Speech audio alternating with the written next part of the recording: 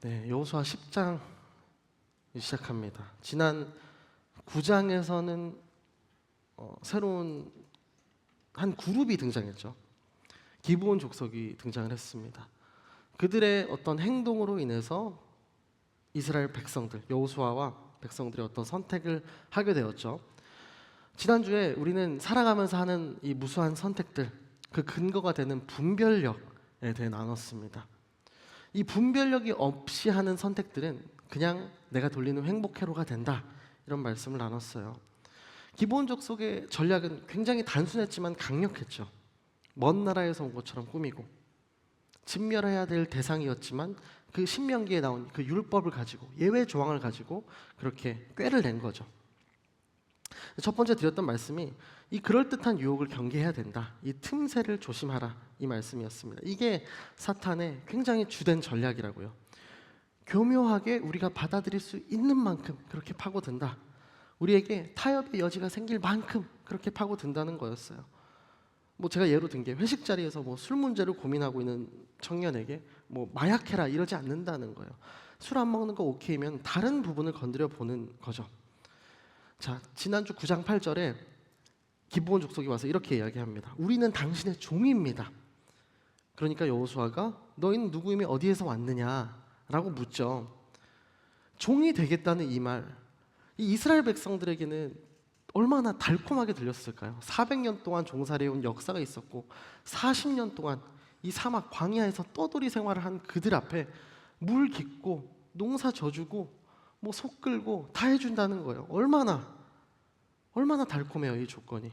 근데 이 작은 틈새를 사탄이 놓치지 않는다는 거예요. 두 번째로 드린 말씀이 눈에 보이는 현상에 집중하면 안 된다. 그리스도인들은 보이는 것이 전부라고 여기면 안 된다. 이들이 그랬잖아요. 낡아 빠진 행색을 보고, 그 곰팡이가 핀 빵을 보고 속았잖아요. 세상에 많은 사람들이 눈에 보이는 걸 보고 선택을 해요. 그걸 두고 세상에서는 그게 합리적인 결정이라고 그렇게 이야기합니다. 우리도 여러분들이 많은 선택을 해야 되는 청년의 때잖아요. 어디로 이직해야 되고 어떤 사람을 만나야 될지, 이런 게 성경에 다 기록되어 있지 않아요. 그럼 우리는 거대한 원칙 앞에 서야 되는 거죠. 이게 뭐예요? 이게 나에게 이익이 되는가? 아니면 하나님의 뜻에 부합하는가? 이 질문에 모든 것을 이렇게 대입해 볼 수 있는 거죠. 당장 올라가는 연봉보다, 너무 예쁘고 잘생긴 그 사람의 외모보다 정말 이 본질적인 질문을 할 수 있는 여러분 되시기를 축복한다. 그럴 때 우리는 넉넉히 승리하는 자가 될 줄로 믿는다, 이렇게 말씀을 드렸어요. 그리고 세 번째로, 우리가 스스로를 너무 믿으면 안 돼요. 자신감과 자만감은 다른 거거든요. 비슷해 보이지만 달라요. 자, 빌립보서에서 이런 말씀이 있었죠. 내가 능력 주시는 자 안에서 모든 것을 할 수 있느니라. 아멘. 이게 다른 거죠. 자신감과 자만감, 능력의 근원이 다른 거예요. 하나님 안에서 능력을 얻어야 되는 사람들이 우리인데, 우리가 살다 보면 지식도 생기고 지혜도 생기고 경험치도 생기다 보니까 거룩한 자신감이 아닌 내 자만감이 이렇게 나온다. 특출날 거 없는 저 같은 사람도 뭔가 하나는 있어요, 자신감 있는 게. 그럴 때 다시 이 말씀을 새기는 거죠. 내가 능력 주시는 자 안에서 모든 것을 할 수 있다. 오늘의 나를 있게 한 게 나애가 아니고 뭐예요? 다 하나님이 이렇게 만드신 거다. 내가 이 분야만큼은 자신 있다, 이런 생각 안 해도 좋다는 거예요. 성경에서 반복적으로 한 이야기 뭐예요? 너에게 이루어진 모든 일들이 사실은 하나님의 은혜 속에서, 섭리 속에서 이루어진 일들이다. 이걸 고백한 데서 우리의 신앙이 출발한다, 이 말씀을 드렸습니다. 그리고 마지막으로, 우리가 묻지 않는 삶을 경계해야 된다. 이스라엘이 겪었던 실패가 늘 이 패턴이 반복된 거예요. 그렇죠? 하나님의 뜻을 묻지 않았습니다. 정탐꾼들의 말만 믿고 2-3천 명 보낸 아이성에서 패배를 했죠. 이번에도 기브온 주민들의 어떤 말만 듣고, 우리 멀리서 왔습니다. 게다가 시각적인 것까지 더해지니까 금방 속은 거예요. 지혜로운 그리스도인은 뭐예요? 사람의 말을 듣고 보고 하는 것이 아니라 하나님의 말씀을 듣는 사람이잖아요. 기도하지 않으면, 뜻을 묻지 않으면 영적 분별력, 이 통찰력이 둔해진다는 거예요. 야고보서 1장 5절 말씀을 말미에 읽어드렸습니다. 여러분 가운데 누구든지 지혜가 부족하면 모든 사람에게 후히 주시고 꾸짖지 않으시는 하나님께 구하십시오. 그러면 주실 것입니다. 아멘. 기도하는 자에게 지혜를 허락해 주신다. 주시겠다 약속을 하십니다.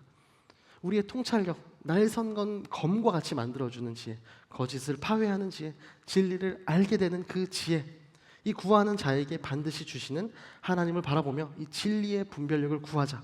이게 지난주 요약이었어요. 그리고 이제 이 기브온 족속의 스토리가 계속됩니다. 오늘 10장에서 이 기브온 주민들이 이스라엘 백성과 이 조약을 맺었다는 소식이 빠르게 퍼져나간 거예요. 이 소식을 들은 가나안 다른 족속들이 충격에 빠집니다. 자, 오늘 본문 2절입니다. 아도니 세덱은 이 소식에 몹시 놀랐습니다. 기브온은 왕의 성 가운데 하나처럼 큰 성이어서 아이보다 컸으며 그 성의 사람들은 다 강했기 때문입니다. 그들이 놀란 이유가 뭐예요? 한 족속이 배신을 한 것도 그런데 큰 성, 그 성의 주민들의 전투력이 굉장히 탁월했기 때문이에요. 그러니까 쉽게 말해서 이들 입장에서는 전력 손실이 너무 큰 거예요. 왜 하필 얘네야? 기브온이 가나안 족속에게 등을 돌리고 이스라엘과 손을 잡았으니, 안 그래도 이스라엘에 대한 소문들도 퍼지고 있는데 이 강한 애들이 종살이 하겠다고 붙은 거잖아요. 이게 파급 효과가 큰 거죠. 작은 불씨가 산을 홀랑 태울 수 있잖아요. 다가오는 위협만 보고 있을 수 없으니까 어떻게 한 거예요? 여러 족속들이 연합팀을 구성하게 된 거예요. 가나안의 5 왕이 이스라엘에 대항하기 위해 이 드림팀을 만드는 거예요. 그 중 하나가 이 예루살렘 왕, 제일 중심에 있는 게 아도니 세덱이라는 사람이었어요. 흥미로운 게 이 1절에 보면 아도세덱이 예루살렘 왕이라고 되어 있습니다. 조금 그냥 부연 설명을 드리자면 이게 우리에게 너무나 친숙한 지명 아닙니까? 예루살렘. 이게 구약에 나온 최초의 기록이에요. 이때 최초로 나옵니다. 그리고 참고로 아도니 세덱은 그 아도나이 이런 이야기 들어보셨을 것 같은데 나의 주님. 세덱은 의로우시다. 그래서 나의 의로우신 주님 이런 뜻이에요. 참 이름과는 동떨어진 인생을 산 인물이죠. 그리고 한 가지 더 말씀드리자면 많은 구약학자들이 그를 창세기에 나오는 멜기세덱의 후손으로 추정을 합니다. 근거 구절을 하나 읽어드릴게요. 14장 18절입니다. 그때 살렘 왕 멜기세덱이 빵과 포도주를 갖고 왔습니다. 그는 지극히 높으신 하나님의 제사장이었습니다. 아멘. 살렘이 아마 예루살렘을 지칭하는 것일 거라고 추정을 많이 해요. 여하튼 이 아도니 세덱이 중심이 돼서 가장 이 위급함을 느꼈던 것 같아요. 그래서 연락 다 돌린 거예요. 야, 들었어? 단톡방에 공지하는 거죠. 우리 뭉쳐야 된다. 이대로 가면 큰일 난다. 그래서 5절입니다. 그러자 아모리 사람의 5 왕, 곧 예루살렘 왕과 아도니 세덱이죠. 헤브론 왕과 야르뭇 왕과 라기스 왕과 에글론 왕이 힘을 합해 모든 군대를 거느리고 올라와 기브온에 대항해 진을 치고 싸움을 걸어왔습니다. 주변 다른 5개 팀, 이 족속이 모인 거예요. 연합 세력을 만들었습니다. 이스라엘을 공격하기 전에 어디를 먼저 공격해요? 이스라엘과 조약을 맺은 기브온을 우리가 먼저 치자. 자신을 배반한 어떤 괘씸함도 있었을 것 같고요. 또 뭐가 있었을까요? 다른 계산이 있었겠죠. 만약 기브온을 우리가 이렇게 이 사례로 먼저 치지 않으면 다른 가나안 여러 족속들 중에 하나가 얼마든지 또 화친을 걸어갈 수 있잖아요. 이스라엘 편에 설 수 있잖아요. 여러 계산이 있었던 거죠. 그리고 거리상으로도 그래요. 예루살렘에서 이스라엘이 거주하고 있는 이 길갈보다 기브온이 더 가까운 거예요. 그래서 언제라도 이 기브온을 거점으로 삼을 수 있으니까 여기를 먼저 치는 게 맞겠다. 이런 생각들을 했겠죠. 그래서 5절 말씀처럼 진을 치고 싸움을 걸어왔습니다. 자, 먼저는 이 기브온 사람들에서 한번 살펴보고 싶습니다. 이 믿음, 기브온 사람들이 보여준 간절함에 대해서 좀 나누어 보길 원해요. 자, 우리가 기브온 족속의 입장에서 한번 생각을 해보자고요. 기브온이 여리고를 무너뜨리고 아이성을 무너뜨린 이 막강한 이스라엘 백성들을 보면서 뭘 느꼈을까요? 비슷한 사람이 2장에 있었죠. 여호수아 2장에 인물이었죠. 이스라엘에 대한 소문을 듣고 다르게 행동했던 여인 라합이 있었습니다. 소문은 모든 가나안 땅에 똑같이 퍼졌을 거예요. 그런데 이 라합과 기브온 사람들만 해석이 달랐던 거예요. 둘의 과정과 방식은 조금 달랐어요. 하지만 본질적인 공통점이 뭐예요? 이거 찐이다. 이게 진짜 근본이다. 기브온 주민들이 비록 속임수를 쓰긴 했지만 여기서 영적 교훈은 그들이 거짓말을 했다가 아닙니다. 다시 한번 말씀드려요. 이스라엘의 입장이 아닌 우리가 기브온 입장에서 생각을 해보는 거예요. 항복을 한 게 뭐예요? 이거 진짜야. 하나님 이길 수 없어. 저들이 섬기는 여호와 이길 수 없어. 우리가 무릎 꿇어야 하는 존재가 맞아. 이걸 아는 거예요.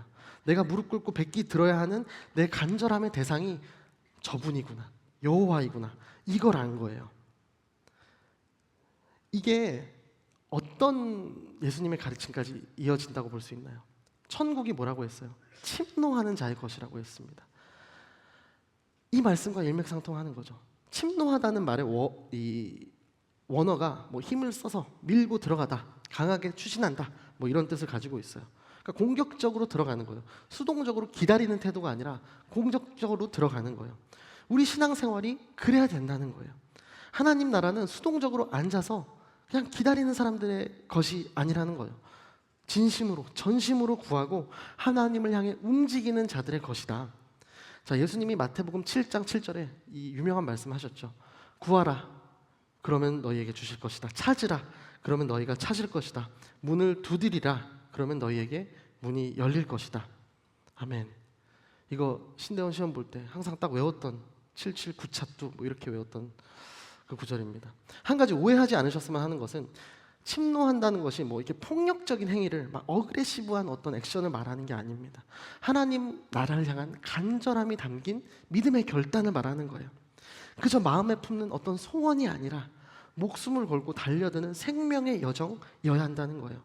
하나님 나라는 전심을 다한 우리의 마음, 우리의 삶, 우선순위가 바뀌는 결단과 액션의 이런 순간들이 필요하다는 거죠. 이거를 실제로 보여주는 실례가 라합이 그랬고요. 기브온 족속의 이 간절함으로 볼 수 있는 거죠. 여러분의 믿음에 이런 간절함이 더해지기를 축복합니다. 자, 기브온 사람들이 보여준 간절함이 있었다면 다음은 이 약속에 관해서 보려고 해요. 이스라엘 사람들이 보여준 책임감이 있습니다. 가나안 연합군이 형성됐어요. 기브온 주민들이 이스라엘 백성에게 이것도 역시 가만히 있지 않았어요. 아, 어떡하나, 도와주려나 이러지 않았어요. 적극적으로 와서 우리를 도우라 이야기했죠. 거짓말로 맺은 조약일지라도 이제는 이스라엘 진영에 속한 사람이 되었어요. 하나님께 속한 사람들이 되었어요. 하나님의 이름으로 약속을 했으니까. 따라서 기브온에 대한 공격, 이스라엘에 대한 공격, 하나님에 대한 공격으로 이제 더 이상 간주될 수밖에 없습니다. 이스라엘에게는 약속을 지킬 의무가 생겼다는 거예요. 거짓이었지만 하나님의 이름으로 맺어진 약속. 물론 우리는 이 약속을 맺기 전에 정말 신중해야 되죠. 그게 9장의 지난주 설교 내용이었잖아요. 정말 하나님께서 정말 원하시는 것인지, 그분의 뜻에 부합하는 것인지 고민하고 기도하고 결정해야 합니다. 모르죠. 만약에 기도를 하고 물어봤는데 그들을 받아주어라, 뭐 하나님이 어떻게 말씀하셨을지는 우리는 몰라요. 정확한 건 그들은 묻지 않고 그들이 독단적으로 행동했다는 거예요. 어쨌든 이런 과정을 통해 맺은 결정이고 약속이라면 우리는 신실하게 그 약속을 지켜야 할 책임이 있다는 거예요. 가나안 족속들이 연합해서 기브온 족속이 배반했다고 이 기분을 치겠대요. 요즘 표현으로 하면 오히려 좋아 아닙니까? 이스라엘 백성 입장에서는. 어차피 여호수아는 온 가나안을 진멸시킬 그 미션이 있었는데, 아, 나를 속인 이 괘씸한 놈들. 근데 지들끼리 전쟁을 한대요. 손 안 대고 코 풀 수 있잖아요. 가만히 있으면 100% 이익입니다. 무조건 싸우다가 어느 쪽이든 군사적인 손실이 나요. 무조건 군사가 줄어들죠. 화친을 맺었으니까 뭐 더 이상 좀 그러니까 군대를 보내주는데 뭐 좀 천천히 보낼 수 있었겠죠. 여러 가지 좀 이득이 되는 옵션이 많이 있었어요. 하지만 그들의 선택이 어떻습니까? 오늘 본문 7절입니다. 그러자 여호수아가 모든 군사들과 모든 용사들과 함께 길갈에서 올라갔습니다. 아멘. 6절에서 도움을 청하니까 그냥 곧바로 올라간 거예요. 여러분, 약속이 뭔가요? 약속은 계산하는 게 아니에요. 먼저 여호와께서 약속을 해주시는 장면 잘 보면 여호와께서 이제 용기를 북돋아 주시는 장면이 8절에 나옵니다. 그걸 듣고 오케이 하나님 갈게요, 이게 타임라인이 아니었어요. 결심이 먼저였습니다. 결단을 먼저 했어요. 명백한 하나님의 뜻이, 그 확신이 있다면 우리가 주저할 필요 없다는 거예요. 내 선택의 기준이 하나님의 거룩의 기준에 부합한다면 고민할 필요가 없다는 거예요. 여호수아는 계산하지 않았습니다. 기브온 족속들이 자신을 속인 것을 마음에 담아두고 있지 않았어요. 감정대로 하지 않았습니다. 상황 따지고 수지타산을 고려하지 않았어요. 하나님의 이름으로 어쨌든 그들과 약속을 했으니까 뛰쳐나갔어요. 하나님의 이름을 약속한 것, 율법에 명시된 것이었으니까 책임을 진 거예요. 우리가 하나님 뭐 도둑질 해도 되나요? 거짓말 해도 되나요? 이런 거 물어보지 않은 것처럼 너무 당연한 것이니까 토달지 않고 먼저 액션을 취한 거예요. 예수님이 어떠셨어요? 죄 때문에 원수된 우리 향해서 어떻게 대하셨어요? 뭐 계산과 이익, 손실 따졌다면 절대로 십자가 지지 않으셨겠죠. 예수님이 계산하지 않고 십자가를 지셨기에 우리에게 구원의 길이 열리게 된 거 아닙니까? 앞에 말만 바꾸면 약속이 계산이 아니듯 뭐예요? 복음도 계산이 아닌 거예요. 예수님의 모든 행동이 계산이 아니었던 것처럼요. 예수 그리스도의 십자가의 은혜를 입은 우리들은 뭐 감정, 이익, 손해를 따져가며 사는 사람들이 아닌 거예요. 저도 참 그리스도인답지 못한 순간 되게 많거든요. 전에 사역했던 교회에서 뭐 그분이 보실 리는 없으니까 제 마음을 어렵게 하셨던 분이 계셨어요. 제가 그분이 정말 안 되면 좋겠다 막 저주하는 기도를 했을까요? 그러진 않았어요. 그래도 교역자인데 그분의 뭐 허물까지는 제가 덮어주진 못하겠더라고요. 그래서 그분의 허물을 조용히 그냥 눈 감고 있었던 그런 순간들이 있었습니다. 저 정도로 잘 되면 안 되는 것 같은데 이런 마음을 막 품었어요. 내 마음에 늘 정죄함이 있었습니다. 우리는 과거에 내가 당했던 어떤 억울한 일들 곱씹으면서 그렇죠? 복수를 소원하는 사람들이 아닌 줄로 믿습니다. 하나님의 선하심을 믿기에, 하나님의 함께 하심을 믿기에 하나님의 뜻 앞에서 뭐예요? 계산이 아닌 순종을 선택해야 되는 사람들이에요. 계산하지 않고 하나님의 뜻에 맞다면 여호수아처럼 기브온을 돕기 위해 기브온을 돕기 위해 올라가는 사람들이에요. 나를 너무 힘들게 했던 그 사람을 돕는 것, 손 내밀어 주는 것, 그게 하나님 보시기에 기뻐하시는 것이라면 그게 우리가 나가야 될 방향인 거죠.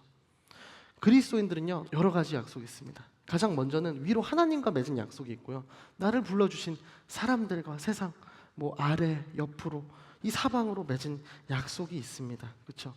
그 모든 영역에서 우리는 책임을 다해야 되는 거예요. 앞서 말씀드린 것처럼 약속을 하기 전에는 물론 신중해야 되죠. 정말 이것이 하나님 보시기에 옳은 것인지, 하나님이 기뻐하실 만한 결정인지, 그 거룩성에 부합하는 것인지 고민해보고 기도해봐야죠. 겉으로 좋아 보이는 조건들 그런 것만 보고 판단하지 말고 정말 차분한 마음으로 그 분별력을 구하며 나아가야 되죠. 그리고 약속을 해야겠죠. 그리고 그렇게 맺어진 약속이라면 위의 조건대로 성실하게 지키는 거예요. 약속에 대한 책임감이 곧 그 관계의 신뢰도를 보여주지 않습니까? 만약에 여러분 교제하는 사이예요. 내가 교제하는 사이인데 딱 헤어지지 않을 만큼만, 욕 안 먹을 만큼만, 잔소리 듣지 않을 만큼만, 그런 썩은 마인드로 연애하는 분 계세요? 너무 말이 안 되잖아요. 내가 딱 차이지 않을 정도만 해야지, 그냥 혼밥하기 싫으니까. 뭐 그런 사람 없잖아요. 당장 헤어져야죠. 내 남친 여친이 그렇다면 당장 헤어져야죠. 말이 안 되죠. 부부 사이라고 쳐도 내가 집에서 쫓겨나지 않을 정도로만, 이혼 귀책 사유를 만들지 않을 정도로만 그렇게 사는 부부가 어디 있겠습니까? 그럼 뭐 정상적인 관계라고 할 수 없잖아요. 그걸 보고 우리는 사랑하는 사람들이라고 말하지 않아요. 오늘 본문 9절입니다. 그가 어떤 액션을 취합니까? 그리하여 여호수아가 길갈에서 밤새워 행군에 가서 불시에 그들에게 들이닥쳤습니다. 아멘. 대략 40km 정도 되는 거리로 추정하거든요. 40km를 이 온 군대가 밤새워 행진을 한 거예요. 저희가 이 스토리를 보면서 이제 얻을 수 있는 교훈이 뭐예요? 오늘 제목처럼 이 약속을 지키는 법, 복음의 빚진 자로서 살아가는 방법이 두 가지가 있다는 거예요. 최소한의 의무를 할 것이냐, 최대한의 헌신을 할 것이냐, 이 갈림길에 늘 있다는 거죠. 이 사이 어딘가에 있습니다. 그렇죠? 여호수아와 이스라엘 백성들은 이 후자를 선택한 거예요. 내가 맺은 누군가와의 약속이 하나님의 거룩함을 더럽히지 않는다면 우리는 최소한의 의무를 지키는 사람들이 아니라 최대한의 헌신을 쏟아 부어야 하는 사람들이라는 거예요. 왜냐? 그게 바로 예수님이 우리한테 보여준 사랑인 거잖아요. 우리 그것대로 살려고 노력하는 사람들이고, 예수님이 사랑하라고 하셨습니다. 야, 나는 최소한 너 미워하진 않았다, 정죄하진 않았다, 제가 아까 말씀드린 것처럼 저주하진 않았다, 이런 충분 조건이 되나요? 사랑의 충분 조건이 절대 되지 않잖아요. 우리는 그것을 사랑이라고 말하지 않습니다. 아까 말씀드린 것처럼 헤어질 정도만 아니게 연애하는 게 사랑이라고 우리는 하지 않아요.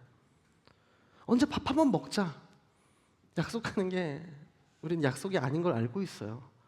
켈박을 해야 돼요, 그렇죠? 근데 때로 그 과정이 쉽지 않고 생각도 못한 막 어려움들이 생긴다고 해도 그 책임을 다하기 위해 결단하시는, 액션을 취하시는 여러분 되기를 축복합니다. 최소한의 의무가 아닌 최대한의 헌신의 통로가 되시기를 소망합니다. 자, 기브온 사람들이 보여준 측면이 있었고 이스라엘 여호수아가 보여준 측면이 있었다면, 마지막으로는 기적을 통해서 같은 편에 서신 하나님에 대해서 나눠보려고 합니다. 자, 그들은 이제 가나안 연합군과 싸우는데요, 대승을 거두게 되죠. 이때 놀라운 기적들이 나오거든요. 먼저 11절입니다. 또 그들이 이스라엘 앞에서 도망쳐 베토른으로 내려가고 있을 때 여호와께서 거기서 아세가에 이르기까지 하늘에서 큰 우박을 내리셔서 그들이 죽었습니다. 우박에 맞아 죽은 사람이 이스라엘 군사들의 칼에 죽은 사람보다 더 많았습니다. 아멘. 우박을 떨어지게 하셨습니다. 우박 맞아보셨어요? 저는 맞아봤거든요.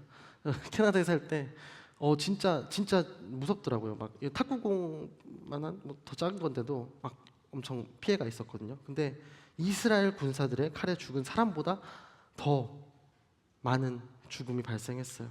직접적으로 이제 개입하시는 거죠. 도우셨습니다. 그리고 그 유명한 두 번째 기적이 등장합니다. 한번 같이 읽어볼까요? 12절 13절입니다. 시작. 여호와께서 아모리 사람을 이스라엘에, 여호수아는 이스라엘이 보는 앞에서 말했습니다. 오 해야 기본에 그대로 멈춰 있어라. 오 달아 야알론 골짜기에 그대로 멈춰 있어라. 그러자 백성이 적들에게 원수를 갚을 때까지는 해는 멈춰 있었고 달도 멈춰 섰습니다. 야살의 책에 기록된 대로 해가 중천에 서서 하루 종일 지지 않았습니다. 아멘.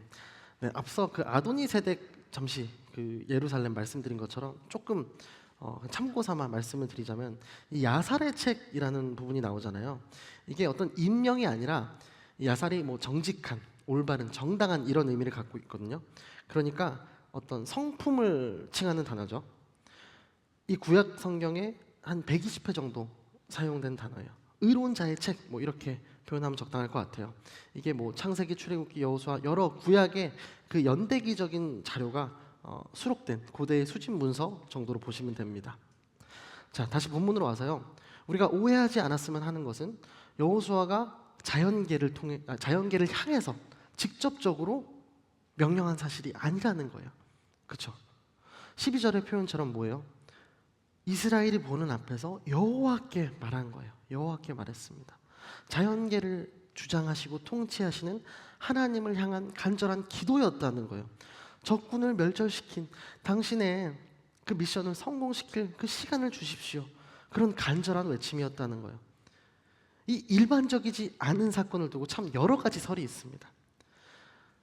저도 그랬고, 이제 과거에 이 10장 설교를 들어보신 분들은 아마 혹시 뭐 잃어버린 24시간 뭐 이런 설을 들어보셨을 거예요. 이게 뭐 나사에서 뭐 슈퍼컴퓨터로 뭐 잃어버린 하루가 있다는 연구가 있는데 뭐 이 본문을 입증한 증거가 됐다 뭐 이런 설인데, 결론부터 말씀드리면 이건 루머입니다. 아직도 이걸 이제 예화로 쓰시는 많은 분들이 계시는 걸로 아는데, 이거는 나사에서도 공식적으로 아니라고 얘기했고, 이 성경을 과학적으로 입증하기 위한 가장 보수적인 단체가 창조과학회잖아요.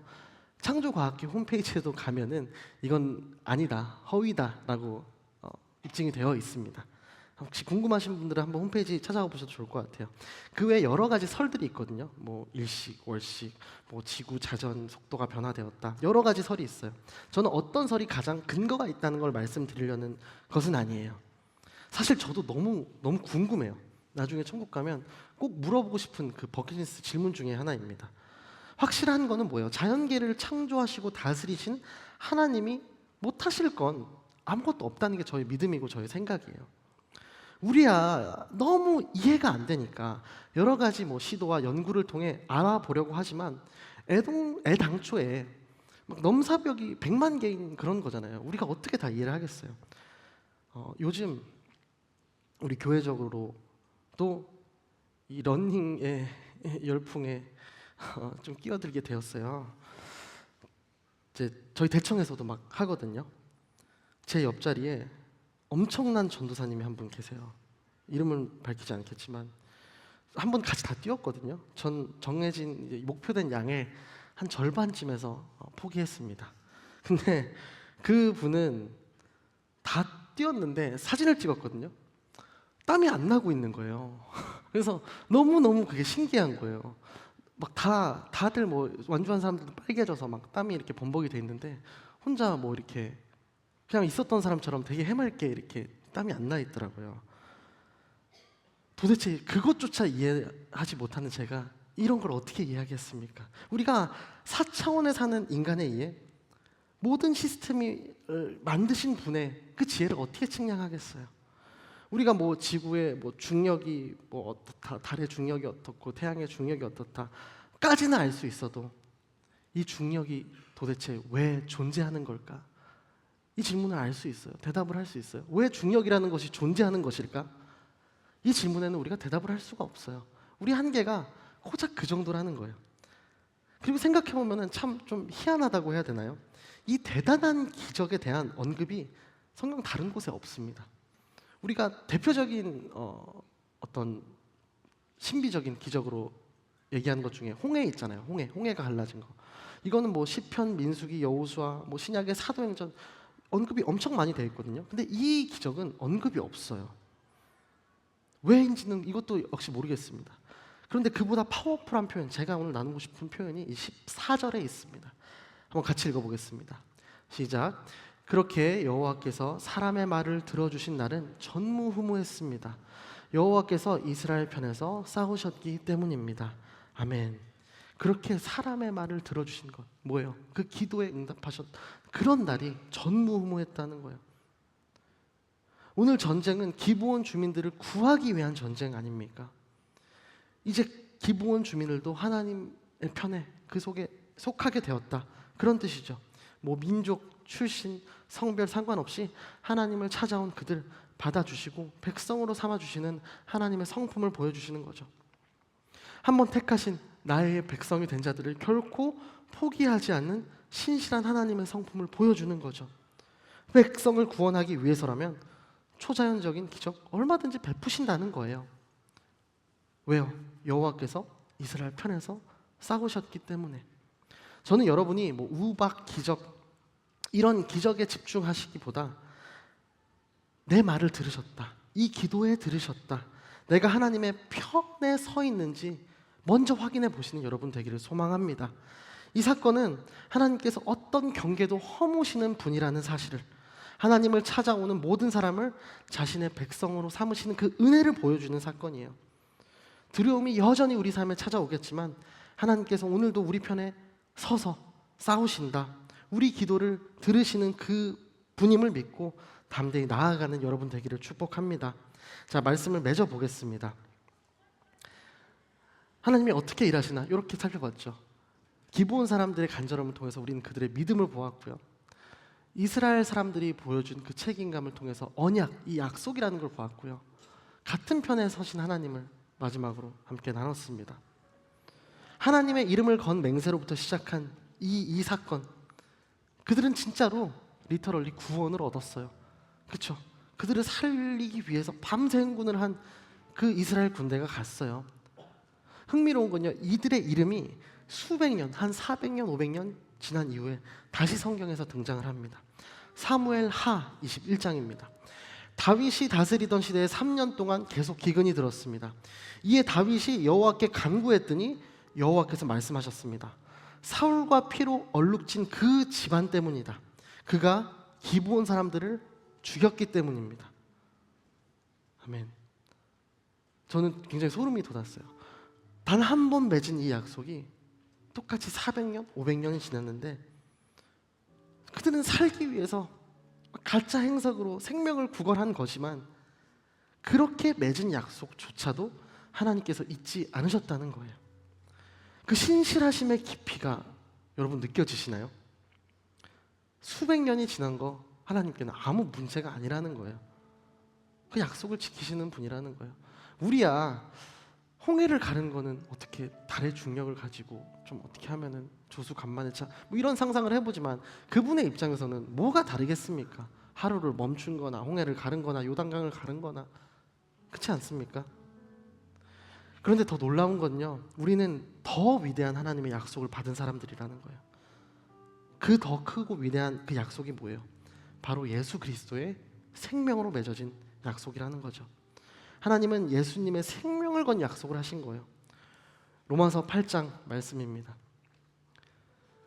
제가 몇 구절 발췌했는데 읽어드리겠습니다. 그러면 이 일에 대해 우리가 무슨 말을 하겠습니까? 하나님께서 우리를 위하시면 누가 우리를 대적하겠습니까? 자기 아들을 아끼지 않으시고 우리 모두를 위해 내어주신 분께서 어떻게 아들과 함께 모든 것을 우리에게 은혜로 주지 않으시겠습니까? 나는 확신합니다. 죽음이나 생명도 천사들이나 악마도 현재일이나 장래일이나 어떤 능력도 높음이나 깊음이나 다른 어떤 피조물도 그리스도 예수 우리 주 안에 있는 하나님의 사랑에서 우리를 끊을 수 없습니다. 아멘. 그런 말들 하잖아요. 내가 다른 모든 거는 다 시도해볼 수 있겠어, 해볼 수 있겠는데 쟤는 진짜 도저히 못 고쳤어, 쟤는 안 돼, 그 사람은 안 돼. 근데 우리 모두가 하나님한테 그런 존재였다는 거예요. 그런데 그런 우리를 당신의 자녀로 삼아 주셨다는 거예요. 기브온 주민들을 구원하신 것보다 더 큰 능력과 권능으로 하나님의 자녀로 우리를 붙잡아 주셨다는 거예요. 어떻게요? 독생자까지 내어주시면서 그를 십자가에 매다시면서. 사랑하는 제이포 여러분, 나를 구원하신 그 하나님을 의지함으로 정말 믿음으로 담대하게 나아가는 여러분 되기를 소망합니다. 약속은 여러분 하나님 앞에 신중하게 맺읍시다. 하지만 지키기로 결단한 그 약속이라면 계산하지 말자고요. 순종의 선택을 하자고요. 여호수아와 기브온 백성의 간절한 그 마음 우리가 본받아 하나님을 붙잡고 믿음으로 그 길을 힘차게 걸어 나가시는 여러분 되시길 예수 그리스도의 이름으로 축복합니다. 우리들의 인생이 복음 앞에서 최소한의 의무를 지키는 데 급급한 그런 인생이 아니라 최대한의 헌신을 내어드리는 그런 통로된 인생 되기를 예수님의 이름으로 축복합니다. 우리 그 마음을 담아서 함께 찬양으로 나아가길 원합니다. 전능하신 우리 주 하나님을 찬양하기 원합니다. 전능하신 나의 주 하나님을 능치 못하실 일 전혀 없네.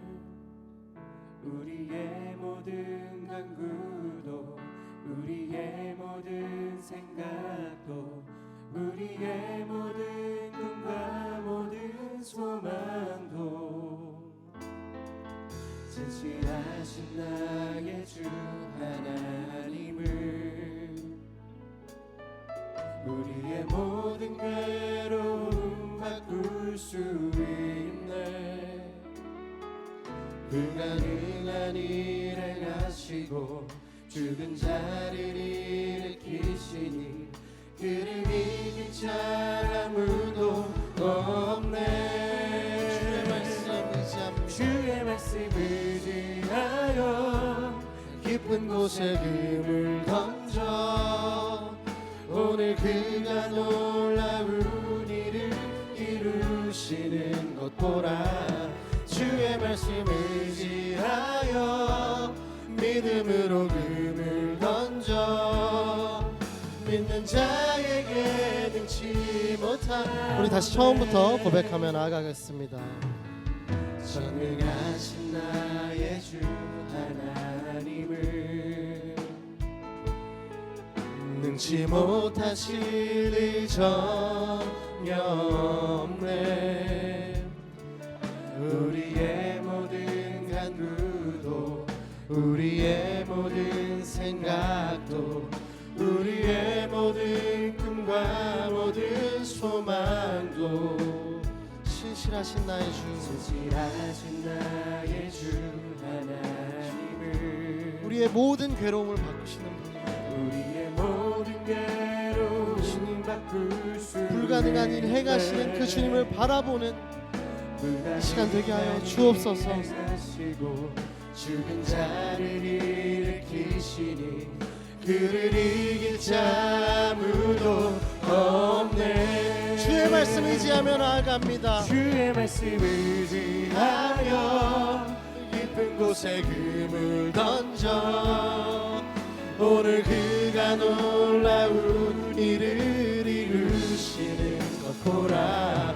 주의 말씀 의지하여 믿음으로 금을 던져 믿는 자에게 믿지 못함 없네. 주의 말씀 의지하여 주의 말씀 의지하여 깊은 곳에 금을 던져 오늘 그가 놀라운 일을 이루시는 것 보라. 주의 말씀 의지하여 믿음으로 금을 던져 믿는 자에게 우리 마지막으로 고백하겠습니다. 주의 말씀 의지하며 나아갑니다. 주의 말씀 의지하여 깊은 곳에 금을 던져 오늘 그가 놀라운 일을 이루시는 것 보라. 주의 말씀 의지하여 믿음으로 금을 던져 믿는 자에게 능치 못한 나의 길 오직 주님만이 아십니다. 주님, 나의 길 오직 그가 아시나니 나를 단련하신 후에 내가 정금같이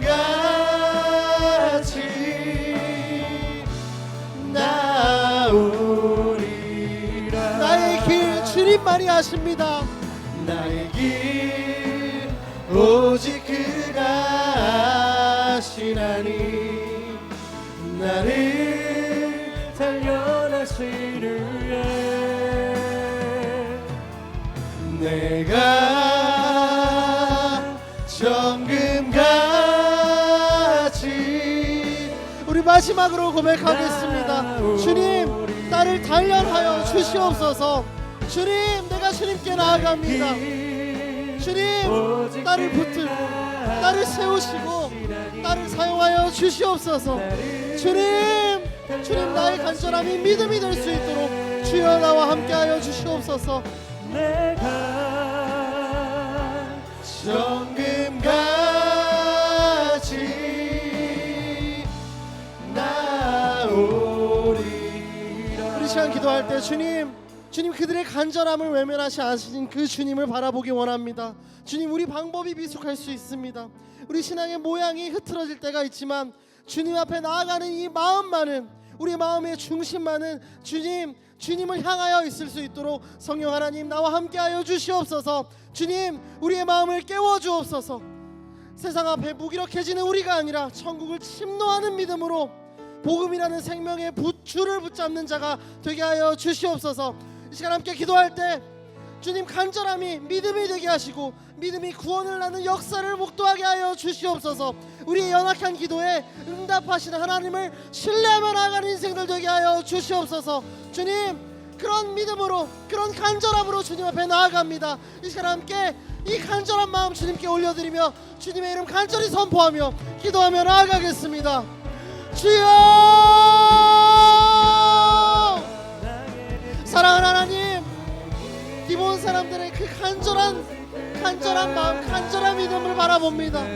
주님, 그들의 간절함을 외면하시지 않으신 주님을 우리가 함께 바라볼 때 주님, 우리의 방법이 미숙할 수 있으나 신앙의 모양이 흐트러질 수 있으나 주님 앞에 나아가는 우리의 마음만은 정결하게 나아가게 하여 주시옵소서.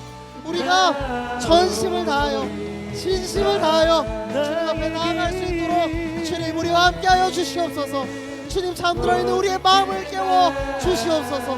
주님, 세상 앞에 무기력한 우리의 인생들이 아니라 천국을 침노하는 마음으로, 그 믿음으로 복음을, 생명의 줄을 붙잡는 자가 되게 하여 주시옵소서.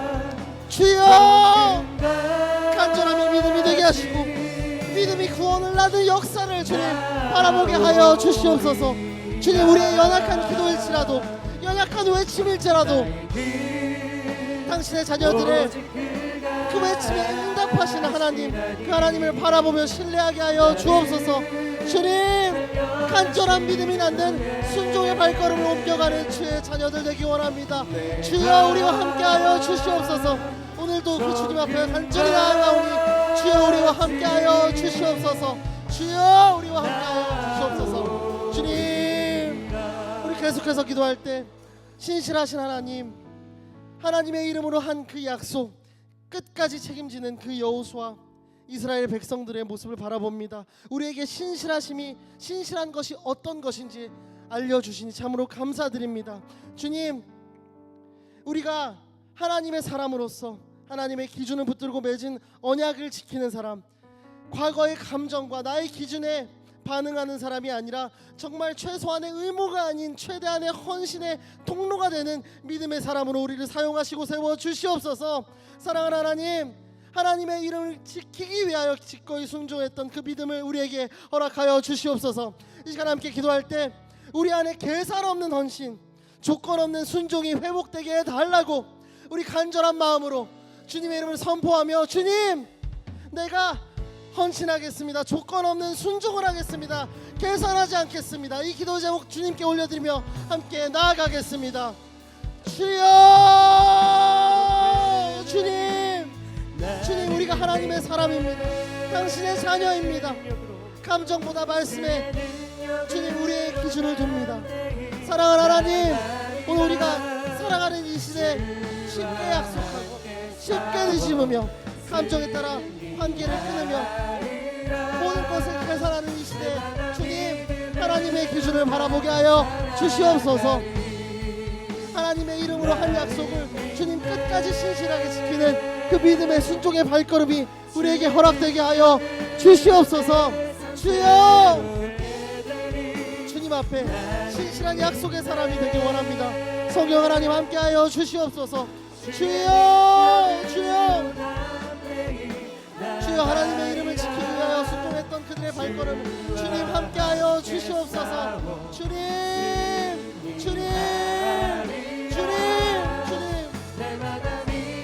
함께하여 주시옵소서. 주님, 계산하지 않겠습니다. 내가 순종하겠습니다. 헌신하겠습니다. 최소한의 의무를 지키는 그리스도인이 아니라 예수님을 보여주신 것처럼 최대한의 헌신하는 통로로 주님 나를 사용하여 주시옵소서. 주님, 계산하지 않겠습니다. 주여, 신실한 약속의 사람이 되겠습니다. 결단하는 때 함께하여 주시옵소서. 주여, 함께하여 주시옵소서. 주님, 붙들어 주시옵소서. 주여, 마지막으로 한번 기도하겠습니다. 마지막으로 기도할 때 하나님은 이스라엘과 함께 싸우시는 전쟁의 하나님이셨습니다. 우박으로 그들을 치시고 해와 달까지도 멈추게 하셨던 놀라운 그 하나님을 시간 찬양합니다. 그 이유가 무엇이었습니까? 그 백성들과 함께 하셨기 때문에. 이 시간 함께 기도하기 원하는 것은 우리의 삶에도 수많은 전쟁이 있습니다. 고난과 위협이 있지만 그 속에서 주님, 우리가 누구의 편인지 먼저 우리를 돌아보는 하늘의 분별력을 구하는 자 되게 하여 주시옵소서. 하나님이 싸우시는 전쟁에 함께 서게 하시고 우리가 싸우는 것이 아니라 하나님께서 앞서 싸우시는 것을 경험하는 주의 자녀들 되게 하여 주시옵소서. 이 시간 마지막으로 기도할 때 주님, 전쟁이 주님의 손에 있습니다. 여호와께 있으니 앞장서서 싸우시는 하나님을 내가 목도하겠습니다. 그분의 발걸음을 따라가겠습니다. 이 결단의 기도를 마지막으로 올려드릴 때 간절하게 주님의 이름을 선포하며 기도하며 나아가겠습니다. 주여, 사랑하는 하나님, 주님, 우리 삶에 수많은 유혹이 있습니다. 수많은 전쟁이 있습니다. 끝없는 유혹과 정말 고난과 위협이 있지만 주님, 우리가 먼저 돌아보길 원하는 것은 내가 어느 편에 서 있는가, 세상의 편인가, 하나님의 편에 서 있는가 먼저 점검하는 우리가 되게 하여 주시옵소서. 하나님이 싸우시는 그 전쟁에 내가 동참하겠습니다. 악과의 전쟁, 사단과의 전쟁, 죄와의 전쟁에 주님 내가 참여하겠습니다. 주여, 하나님께서 함께 싸우시는 것을 경험하게 하여 주시옵소서. 주님의 뜻을 따르는 것이 나에게 가장 안전한 길을 주님 깨달아 알게 하여 주시옵소서. 주님이 이 믿음을 가지고 나아갑니다. 오늘도 승리를 선포하며 나아가게 하여 주시옵소서. 주님, 우리는 연약하지만 성령 하나님이 함께 하실 때 그렇게 나아갈 줄로 믿습니다. 주여, 성령 하나님 친히 임재하여 주시고 주님 우리를 위하여 싸워주시고 우리를 인도하여 주시옵소서. 주여, 내 주께 보내신 성령이 오셨네. 우리 인생 가운데 신이 찾아오셔서 그 나라 꿈꾸게 우리 함께 찬양하며 나아갑니다. 성령이 오셨네. 성령이 오셨네. 성령이 오셨네. 내 주에 보내신 성령이 오셨네. 우리 인생 가운데 신이 찾아오셔서 그 나라 우리 마지막으로 찬양하며 나아가겠습니다. 성령님 우리에게 임하여 주시옵소서. 우리를 위하여 싸워 주시옵소서. 우리의 발걸음을 인도하여 주시옵소서. 성령이 오셨네. 내 주에 보내신 성령이 오셨네. 우리 인생 가운데 신이 찾아오셔서 그 나라 꿈꾸게 하시네. 사랑하는 하나님, 감사합니다. 기브온 사람들의 간절함 속에 여호수아와 그의 백성들, 그 신실한 그 언약과 책임감 속에, 그리고 우리의 편에 싸우시는 그 하나님을 바라보며 오늘 우리의 삶이 다시 믿음으로 정돈되게 하여 주옵소서. 사랑하는 하나님, 우리는 종종 부족하고 연약하고 실수하고 넘어집니다. 하지만 그 속에서 간절하게 주님을 찾는 마음만은 버리지 않게 하여 주옵소서. 주님, 우리는 연약한 사람인지라 약속을 어기고 깨트릴 때도 많지만 주님, 오늘 그들의 여호수아와 이스라엘 백성들의 모습을 보면서 하나님 앞에서 맺은 그 언약 끝까지 책임지는 그리스도의 자녀로서 살아갈 수 있도록 주님 우리와 함께하여 주옵소서. 그리고 무엇보다 하나님의 편에 서서 살아가는 것, 그것이 우리의 삶의 최우선의 선택지가 되게 하여 주시옵소서. 하나님이 함께 하시면 그가 나를 위해 싸워 주십니다. 전쟁이 여호와의 것이 되는 줄로 믿습니다. 결국 그와 함께하는 승리에 동참하게 되는 줄로 믿습니다. 그 은혜를 기억하며 더 이상 세상의 기준 붙들고 싸우는 우리가 아니라 하나님 나라의 기준을 붙들고 세상과 넉넉히 싸워 이기는 주의 자녀들 되게 하여 주옵소서. 주님, 이 믿음으로 우리의 오늘, 우리의 인생을 살게 하시고 이 간절함과 신실함으로 주님의 동역자가 되는 은혜를 허락하여 주시옵소서. 그렇게 우리를 가장 안전하고 완전한 길로 이끄시는 주님께 모든 영광 올려드리며 사랑하는 예수 그리스도의 이름으로 기도드립니다. 아멘.